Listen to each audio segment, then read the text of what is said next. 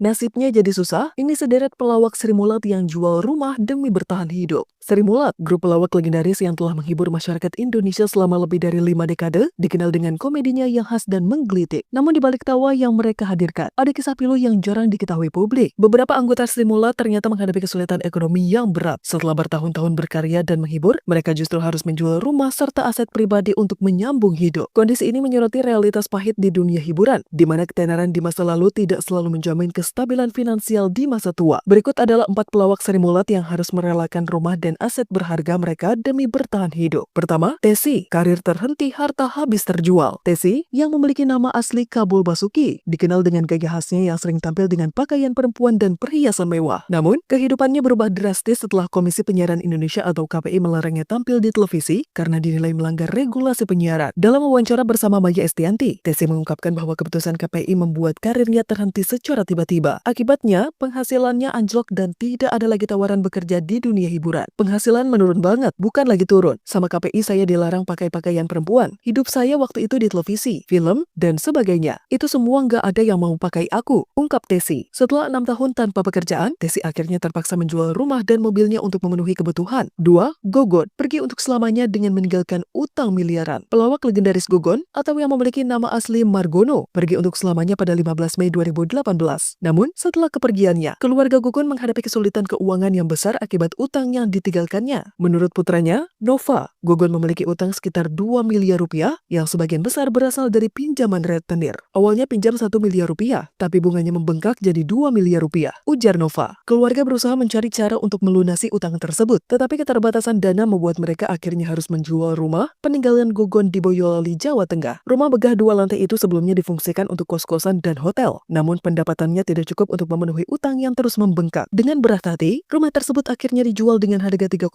miliar rupiah. 3. Kadir, sakit jantung, kehilangan harta untuk bertahan. Pelawak Kadir yang terkenal dengan gaya humornya yang khas juga mengalami masa sulit dalam hidupnya. Pada 2001, ia terkena serangan jantung yang membuatnya harus menjalani operasi pemasangan ring di pembuluh darah. Kondisi kesehatannya membuatnya tidak bisa bekerja selama 5 tahun, sehingga ia terpaksa menjual 2 rumah, tanah, dan mobil untuk memenuhi kebutuhan hidupnya. Beruntung, setelah kesehatannya membaik pada 2006, Kadir bisa kembali ke dunia hiburan. Hasil penjualan tanahnya di Tambun, ia gunakan untuk membeli mobil dan membuka usaha soto kudus, yang membantunya bangkit dari keterpurukan. 4. Nunung, kanker menghabiskan seluruh tabungannya. Pelawak senior Nunung kini tengah menghadapi ujian hidup yang berat. Meskipun sukses di dunia hiburan, ia harus menghadapi kenyataan pahit setelah didiagnosis kanker payudara. Seluruh tabungan yang ia kumpulkan bertahun-tahun habis untuk biaya pengobatan. Selain itu, ia juga harus tetap menghidupi keluarganya yang tinggal di Solo. Kondisi ini memaksa Nunung untuk terus bekerja meskipun dalam kondisi kesehatan yang lemah. Bahkan, ia harus menjual aset pribadinya, termasuk rumah demi menyambung hidup. Kisah para pelawak Sri Mulat ini menjadi pengingat bahwa popularitas dan kejayaan di dunia hiburan tidak selalu menjamin stabilitas finansial di masa tua. Banyak dari mereka yang terpaksa menjual aset dan rumah untuk bertahan hidup akibat berbagai alasan. Mulai dari karir yang meredup, penyakit, hingga utang besar. Beberapa di antara mereka berhasil bangkit, seperti Kadir yang kembali bekerja setelah sakit. Namun, ada juga yang harus melewati masa-masa sulit tanpa banyak pilihan. Seperti Tesi yang kehilangan segalanya setelah dicekal dari televisi. Kisah ini menjadi pelajaran bagi generasi muda, khususnya para pelaku industri hiburan, untuk merencanakan keuangan dengan baik dan memiliki investasi jangka panjang. Sebab, sebagaimana yang telah dialami para pelawak Sri Mulat, masa kejayaan tidaklah abadi, dan persiapan finansial menjadi hal yang sangat penting untuk menghadapi masa depan.